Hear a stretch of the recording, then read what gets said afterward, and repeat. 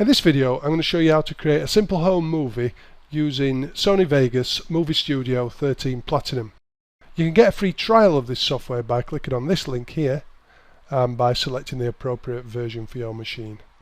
Once you've installed and launched the program, you'll be presented with a screen that looks something like this.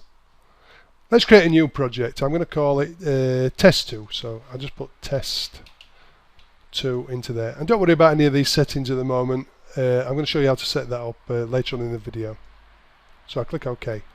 Next, I need to create a permanent folder where I can store all of my assets. So I click on Videos, do a right click, click New, click Folder, and call it Test 2.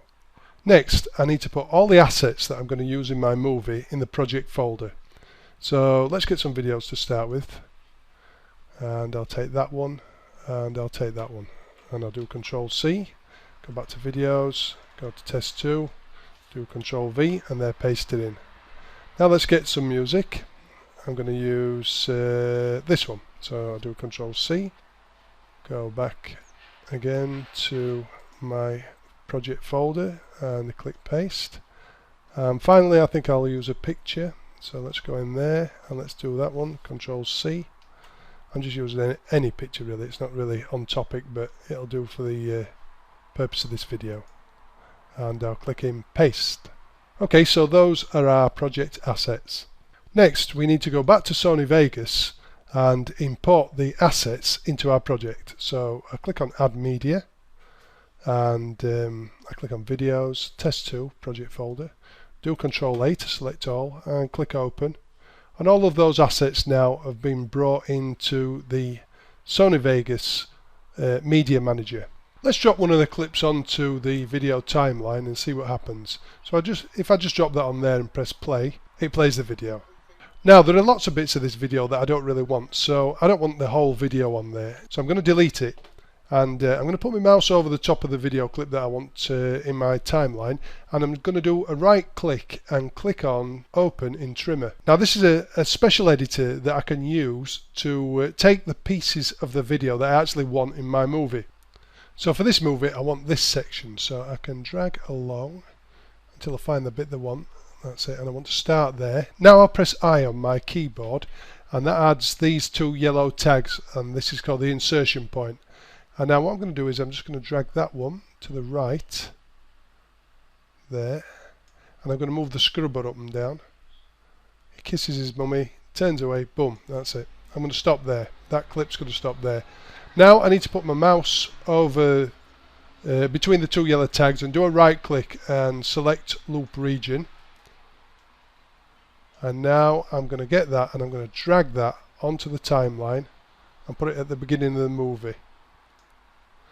There we go. And now I can close the trimmer down, boom, and I can press on the go to start button, and there we go.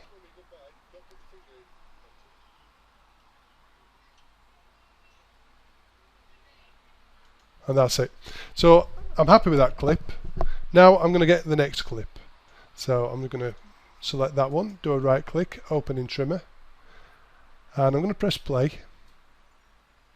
Right, now I'm just going to pull the scrubber to find the bit where I want it to start exactly there. Just as his head, that's it, just his head's just about to appear there. Okay, so I'm going to press I on the keyboard, and now I'm going to pull the yellow tag along, and I'm just going to stop it about there. He just turns around at that point. Okay, so I'll pull the trimmer up, and I'll take that piece and I'll drop that onto the timeline. Right, okay, and I'll close the trimmer down, and now I'm just going to come to that point there, and now I'm going to press play. There we go, and there he goes running across the road. Now let's have a look at how we can use images in our videos. So you might remember that I pulled in a picture, this one here, and to add a picture to the timeline you just drag it on and drop it. Now You might notice there that the picture is actually overlapping some of the video, and we don't want that. We want the picture to be on its own and then the video to start, because this could be a picture that sort of like says welcome to our video, or please turn on your speakers, or you know, something about copywriting or something like that. So basically we don't want this image to be overwriting our video. So if I do Control Z, that'll bring us back to where we were. We need to switch on something called auto ripple. And auto ripple, what it does is when you drop on a picture onto there, it'll push everything to the right. So if we click on options and then ripple and then auto ripple, and then if we drag that now onto there like that, you can see it's pushed everything to the right, so everything's working as we wanted it to do. Now I'm just going to make the timeline, or I'm just going to zoom into the timeline a little bit, and you can see there that this image is showing for 5 seconds. It says 5 seconds up there, and there's the 5-second marker. And what I want to do is I want to make that image a little bit shorter, so I'm going to pull it down to about here, there, and I'm going to zoom in a little bit more,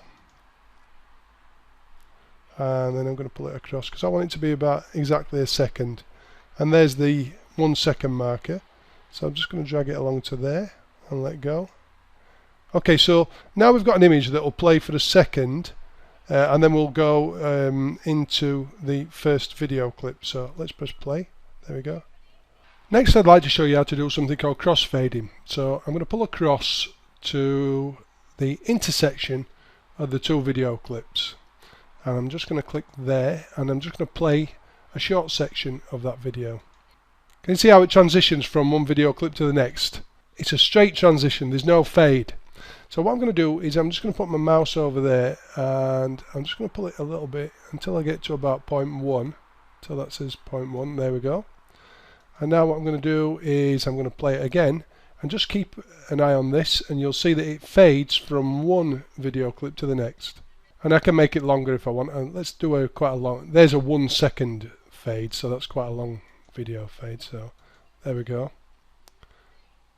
So that's how you do crossfades. You just drag one clip over the top of the other. Now I'd like to show you how to add music to your video. So you might remember that I added a music clip called Call to Adventure, and if you pull down here you'll see there's a music track, and so all you need to do is just drag it on and pull to the beginning of the movie and drag it up. Whoopsie daisies, I just need to select the normal cursor and drag it to the beginning. There we go. Now I'm going to zoom out because this music clip is far too long. There we go. And I'm just going to pull it using these handles so it's the right length. And there we go, and we can zoom back in again, plus, plus, plus, plus, plus. There we go, and that's how you add music to a track. Okay, let's play it and see what it sounds like. Are you going to kiss Mummy goodbye? Nope.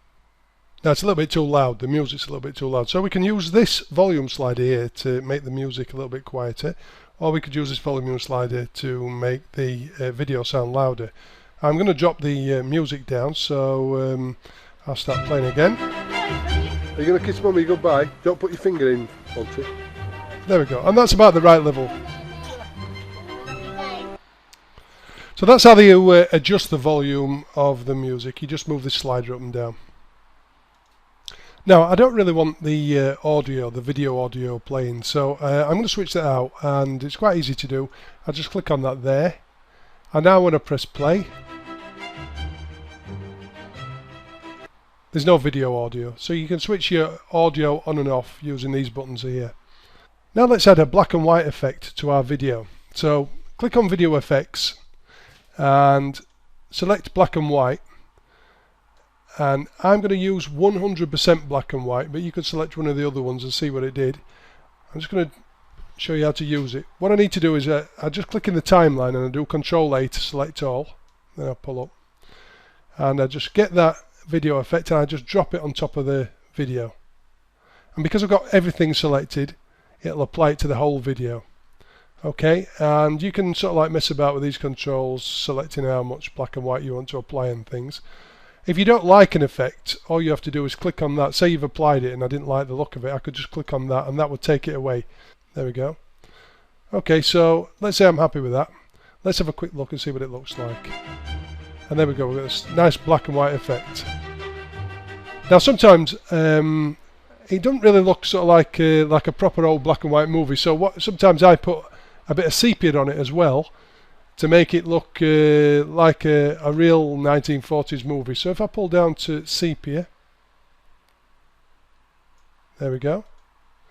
And let's say for example I'll pull down to warm, and what I'll do is I'll drag and drop that on. And now you might notice this. Can you see there it says pan and crop, black and white, and then sepia. This is the order that the filters or the effects will be applied in. So if I didn't like sepia, obviously I could delete that. If I didn't like black and white, I could select that and just delete that, and then I would just have a sepia effect. But I'm going to leave it as it is, and I'm going to preview it again. So let's go back to there and press play. That's a bit too much sepia there for me, so what I'm going to do is I'm just going to pull it down to about there, and I'm going to play it again. Still too much. Let's try a different one. I'm just going to pause that for a second. So I'm going to go to there, and also I had the wrong thing selected, so I need to select sepia. So let me go back to that one and put that one back up. I want 100% black and white. Now I want to select that one, and I might pull that one down.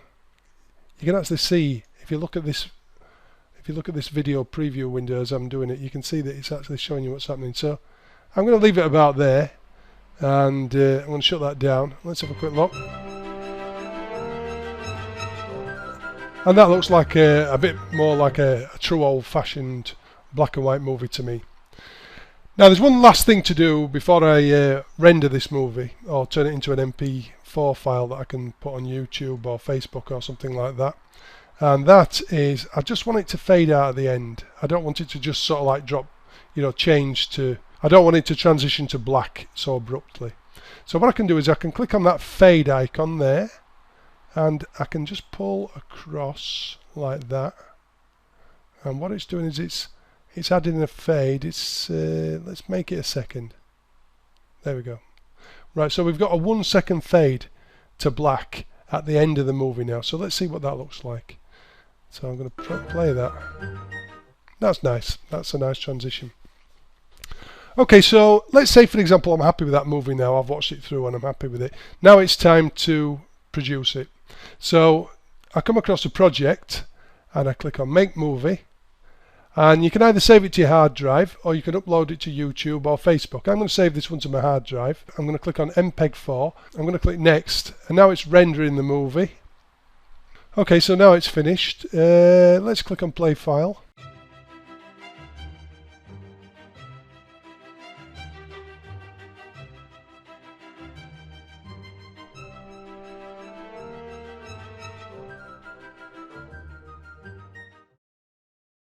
And that's it. That's how easy it is to produce a video using Sony Vegas. Thanks for watching.